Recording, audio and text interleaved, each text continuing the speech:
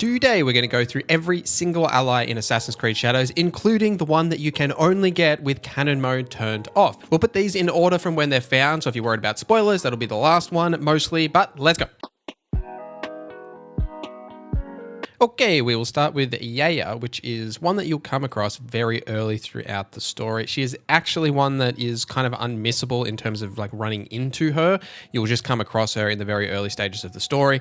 There is a couple of decisions that you'll make during that main story mission that can impact whether she will join you or not. However, even if you don't agree with her in that option, like I didn't, she can still join you later. After you have completed that mission, there will be a mission in the Setsu region called the Stray Dogs, which is her initial like recruitment mission. You'll need to complete this mission, and during the mission you'll need to choose the forgiveness dialogue options, and at the end of that quest you'll have the option to ask her to join you, and she will join you. Yaya is a combat ally mostly, as she doesn't have any like stealth capabilities, and all of her abilities like passive abilities and everything are only really activated when she's currently active. When you summon her, she'll just charge into combat and start swinging away at enemies with her fists. When you do upgrade her, when joining the combat, Yaya will knock down an enemy in like a unique animation, and then after that, if you get her next rank, she will occasionally use this like powerful kick that can send enemies flying as well. So mostly she is just that combat ally to summon very early in the game if you want some assistance in combat.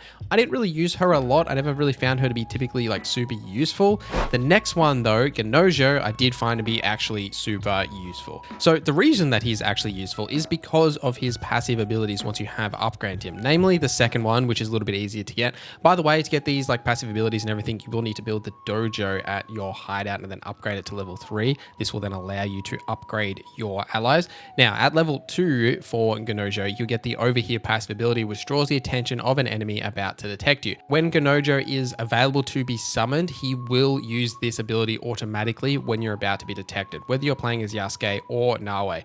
The benefits here is that this will then allow you to follow up with assassinations or brutal assassinations with Yasuke without having to do anything, because it will stun them, prevent them from alerting everyone around you. You can then follow up with those assassinations. The cooldown for this is exactly the same as summoning him. So if he has used this ability, you won't be able to summon him for like a 5-minute period until this comes back up. And you can actually see the cooldown on this by just like checking the ally screen. But I found this to be just super useful throughout my entire playthrough, because, you know, sometimes you make mistakes in stealth or you just don't realize that someone's there. This will stun them. You can quickly take them out and keep moving on the way. Now, in order to get Gennojo, you will come across him again during a main story mission. And then after that mission, you'll get a quest to go and find him. And you'll need to play as Naoe for this encounter. By the way, he is actually a romance option for Naoe as well. You don't need to romance him to actually be able to join you. Now, at the end of his quest chain, there is a very important decision that's actually on a timer. This is the decision that if you're playing on canon mode, by the way, you won't be able to make correctly. You need to choose the soothe or stop option. And then after that, at the very end, you just tell him that we make a great team and he will join you as an ally. Moving on to Oni-yuri. This one comes a little bit later in the story, but she's actually fantastic as well. Also for like stealth capabilities. Her ability is called Sleep Dart, so she puts someone to sleep. Now when you upgrade this can put multiple enemies to sleep, and there is also a like toxic cloud that lingers on the enemies that are asleep. So if someone comes over to investigate, it'll actually put them to sleep as well. It won't put multiple enemies to sleep, like if multiple come over, it'll only put the one to sleep, but it is still a fantastic stealth ability, especially something like Yasuke, right? Like, you know, you can't really do a lot of stealth with Yasuke. This will help you get rid of those enemies, so you can sort of stealth past if you didn't want to play as him, or even just use it as Naoe as well. Both options are fantastic. Now her last rank as well delays the time reinforcements will arrive after they do hear an alert. So if a alarm goes off, those guardians will take a little bit longer to spawn. In order to unlock her recruitment quest, you will need to at least initiate the, I believe it is the Fox quest chain. But once you've initiated this, it's actually in the Wakasa region. In the very top of the map, in the Suruga seaport around this area, you'll actually see her talking to people, and you'll be able to speak with her and start that quest chain up here. It's a very short quest line. You essentially just need to complete this, and then there's another one called Sweet Revenge afterwards. In dialogue, essentially here, you just need to support her decisions, and at the very end of that quest chain, you'll be able to unlock her as well. Katsuhime is next, and this one does take a little bit in order to unlock, but one of the more stronger combat allies is something I've I've noticed with a lot of the combat allies is they just do a whole lot of nothing, whereas this one will actually fight for you. And she has a Teppo rifle, which is fantastic. Now, by the way, she is also a romance option for Nawe as well, if you do choose to go down that route. But what she does is when you summon her in combat, she will use her Teppo rifle that will daze enemies. When enemies are dazed, they can't actually block against your attacks. And when you upgrade this, when joining the fight, she will summon a dazing bomb. And when you upgrade this again, the bullets that she shoots from her gun will hit a dazed target and they will ricochet to other targets as well. So quite a solid option in combat, great for range combat, especially if you're most of the time going to be in melee. It's fantastic to have someone in the back line just like focusing on enemies as well.